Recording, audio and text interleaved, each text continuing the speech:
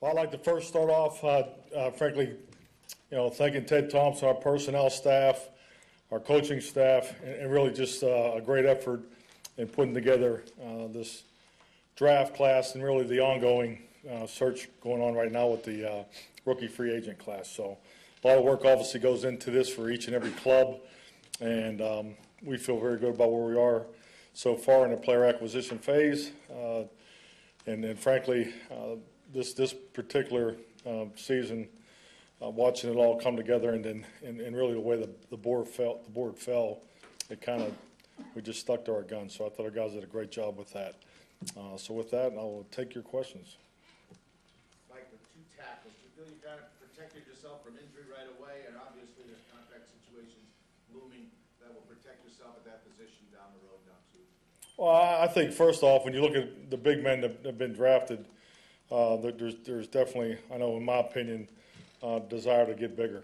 So we've accomplished that. But really, just like I said in the opening statement, I always look at the draft board a lot like a game plan. You need to stick to it. Ted and the personnel staff did a great job just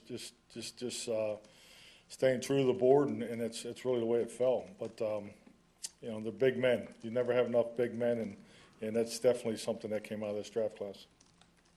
Mike, why did you want to get bigger? Just the quantity or the other reasons involved in that? Well, it's a big man's game. I mean, I think that's, when you get into a season, when you look at challenges that you have during the season, you have to make sure you take care of things up front. So we have a very good offense and defensive line, and I think just the way the draft board laid out in the numbers of potential prospects there, that this was definitely an opportunity to take advantage of that.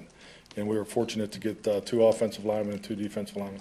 Mike, as you were looking at the draft guys come through, and particularly you and Don, were you thinking that these were guys you could plug in, the defensive guys, you could plug into what you're doing, or are you thinking, maybe there's some things you can expand with the type of guys they are, 6'5" guys, outside linebackers? Well, I think anytime you have a system of football, you have to be able to take advantage of all your players' qualities, and I think we do a good job of that. So every young man that's been drafted, particularly even on defense, you look at the pass rush ability, and obviously with Lowry, the length of a true 5 technique, and some of those things that we may not have had as many of those body types in the past. So we have those schemes or those techniques. There's nothing that we need to add. If anything, you're looking to decrease things each and every year and tailor it to your players. So I think all these guys have been excellent additions. Did you get enough help at inside linebacker to play Matthews predominantly outside as you were hoping to do? Definitely. I think this is a fluid situation. Obviously Martinez comes in here and he gives us a guy that's played a lot of football, 4 down player. That's something that's always very high on my list when we talk about players. You start with special teams and offense and defense. So it's definitely going to be a very competitive 90-man roster. That's really at the end of the day, that's my true focus. And the process is still going on, and we need as many as we can to keep them competitive. Mike, you said it's a big man's game. How important or in what ways are your inside linebackers important to your defense? What do they do that's most important? Well, inside linebacker position is important. Obviously, I think a lot of people want to start with the command of the defense, and being able to run a defense, and we got inside linebackers here in house that are capable of doing that. Clay Matthews did some of that last year, so we have experienced players there, and then you definitely look for that in young players. So, and then you go from there. You look at, is he a 3 down, 4 down player, and once again tailor the schemes or the opportunities to the player's skill set. I know Ted always talks about best player available, but from your perspective on things, just how important was it to get a guy like Clark, considering BJ's gone, Pinnell's gone for 4 weeks, to get that big hair? Well, I think those are all obvious, things that have gone on with our football team, but I don't think you make big future decisions based on 4 games or potentially one player leaving. Players, some things happen as far as, you look at BJ's situation, and unfortunately you have injuries and so forth. So really, you might be, I don't know all what you're looking for, but it's player acquisition's fluid. You can't have enough of them. You can't have enough big guys, up front. So that's really, I know, was my focus. I was really hoping to come out of here with as many big players, offensive, defensive linemen as possible. That was just my personal outlook on it, and I feel good about where we are right now. Mike, what's your kind of first impression of Trevor Davis and what kind of weapon do you think he can be, offensively especially? Well, I think the first thing jumps off is his speed, in his hands, and you look at the opportunities that he had there. Obviously played in a rotational type offense, and obviously everybody knows about the quarterback, and so I think with that he's played in a versatile offense, and I think he'll come in here and challenge, and he brings a little bit of different dimension with his vertical speed. Mike, do you view him as a potential returner, and how much of an impact is that still in today's game with the rules? All returners are a very important position, and it's definitely even more important here in Green Bay. I mean, if you look at November, December, and January football, it's especially the punt return. Now, we have good punt returners, and he'll definitely be given an opportunity to compete. Mike, how do you feel about that wide receiver group right now with what you're getting back from injury, what you've added, and what kind of emerged late in the season? Feel very good about the wide receiver group. I'm not concerned about the overall speed at all. You can just make that clear right now. It's been great that we've been able to add 4-3 to the mix, but we got guys that can run. They can run fast. They can go over the middle. So I think getting the health of that unit back will be the biggest improvement. So I feel very good about our wide receiver group. You've also always said that the offense is quarterback driven and the game is. How important is it when you have a great quarterback to get him as many weapons as you possibly can? Oh, this is very important. I mean, it's important to protect them first. It's important to make sure you got the people up front and run the football, and keep your protection schemes versatile to make the defense honor it, and create those one-on-one opportunities for the weapons. So yeah, to me it all plays in, and everything's important. Like, you got some guys from Stanford, a Northwestern guy. Does that kind of intelligence translate to football intelligence? Is there a carryover for? Well, I think when you talk football, and particularly when you talk to the area scouts, I don't think that you just assume because where they went to school, but it definitely helps. I mean, and these young men today come out of colleges. It's the information revolution, the access that they have, not only to what's going on in college football, but pro football, but more in specifically what they talk about in a 1-minute conversation about the Green Bay Packers. So yeah, I mean, intelligence is important, knowledge is power. So. And I think it's great that we've hit the highest academic institutions in the country. Mike, do you think Murphy and Spriggs offer some positional versatility up front for you? Positional versatility?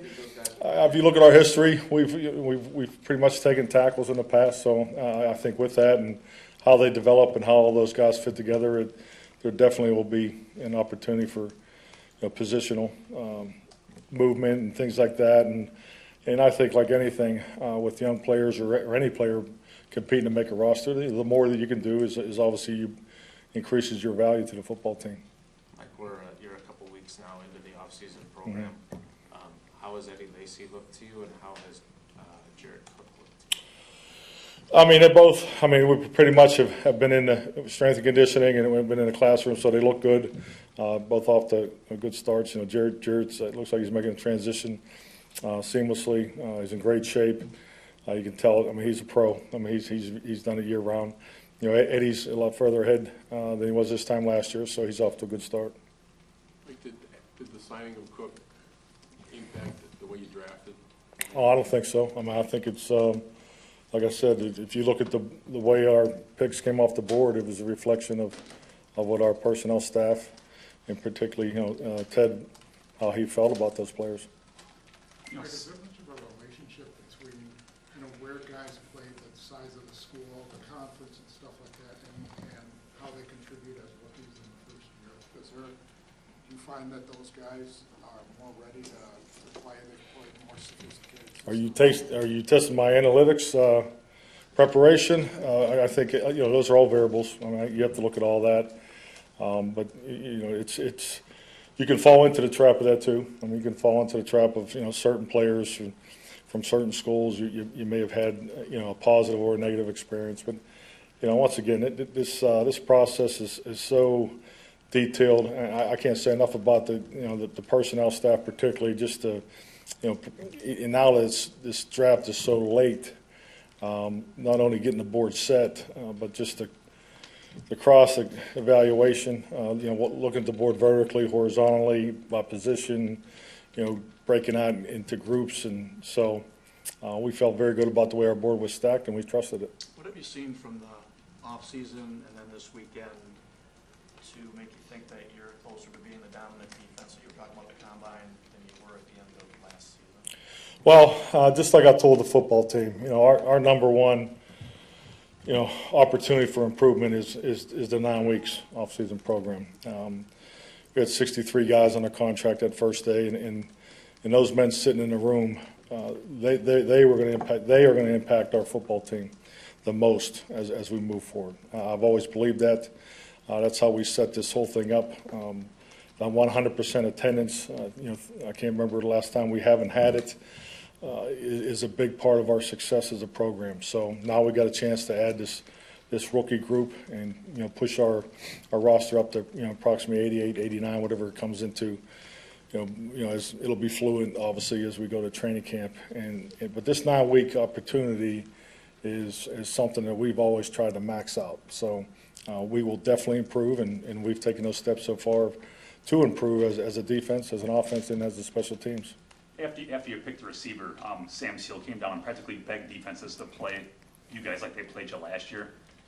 With the new guy, with Jordy back, Ty back, you know, Janice emerging last year. I'm sorry, Sam Shields? Sam Seal. Oh, okay. Yeah. He begged. Yeah, I mean, he basically begged Oh, defenses he to play you spoke guys it? like Okay. you did last year. I missed his press conference. Yeah, I mean, are you kind of in the same mind that because of Jordy's back and, you know, Janice emerged, that you guys are going to be a lot different offense? I mean, defenses were aggressive with us last year. No doubt about it. Started early in the season and it continued, and you know, we didn't get them out of it. So we'll see how it goes. We've scored a lot of points around here, so we feel confident that we'll be able to do that again. Mike, what's your role in the draft room now? I mean, I'm assuming it's evolved a lot since you were a rookie coach 11 years ago. You know, how often do you get to give your input, and how often does Ted ask for it? And what do you kind of like to do? What do you like to do?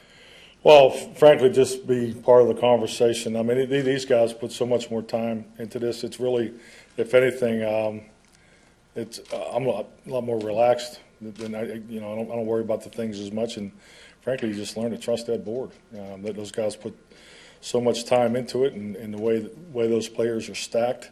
You learn to control what you can control, and it's just supporting the conversations that go on prior to the draft. You know, Ted and I have a meeting a couple days out before each and every year, and just talk about our roster, the guys that are here, and you know, the vision of how I see the football team moving forward, and then he goes to work. So, you know, Ted sits in the big chair, and he has to make those final decisions, and he's got a tremendous filter to take in all that information, and he's extremely consistent with his decision making. You know, you've won a Super Bowl, and lots of successful coaches someday reach the point where they kind of want to buy the groceries in addition to cooking the meal.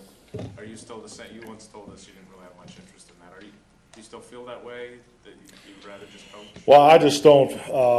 In my opinion, for as much time as I and the coaching staff put into the coaching the team, I don't know how you can run a draft the way it needs to be ran, and also run a football team as far as being involved in the scheme and the evaluation of the prior year, the installation of what's coming up, to be as heavily involved in an off-season program we've been. I don't.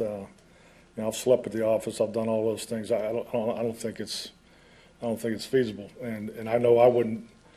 Because I'd be cheating one job that I've done forever, and to try to do both. I don't think you can to do it at that level. I mean, you'd have to give something up. I mean, I definitely would have to give up, play calling and all that. So, but that's not a desire. I tried that once, I don't know if you remember, but, so I'm gonna stick to what I do. Two more, please. Mike, in your experience, when these rookies do come in for the draft, how excited are they? And do you have to kind of knock that excitement off them to get them into the football mode, or are they ready to go?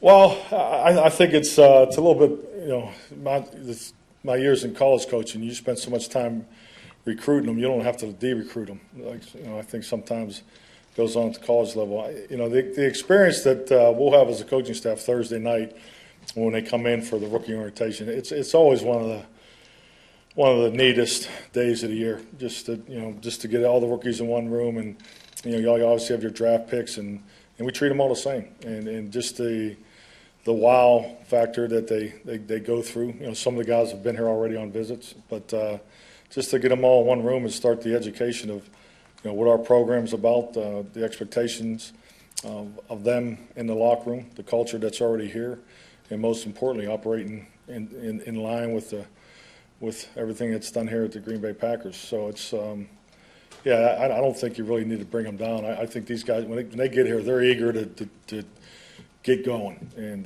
that'll start Thursday, and then we'll obviously practice on Friday.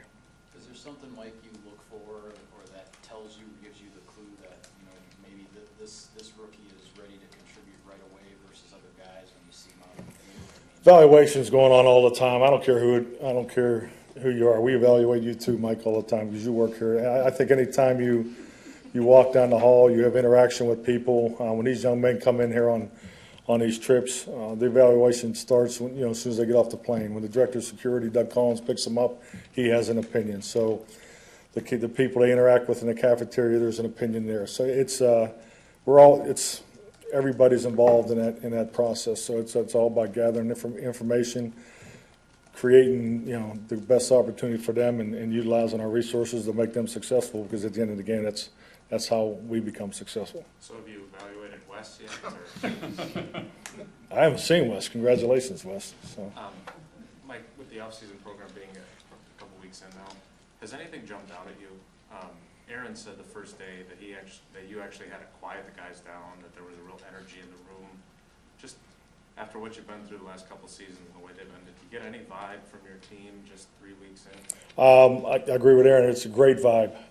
When you walked into the team meeting room on Monday, there, the 19th, you would have thought that we were preparing for a playoff game. It felt like they never left. So, and I think that says a lot about our players, and that, they laugh at us when we, as coaches, when we tell them, hey, we miss you guys. It's great having you back. It's not the same when they're not here, because it isn't, because there's so much energy in the building, and it definitely has a very energetic vibe.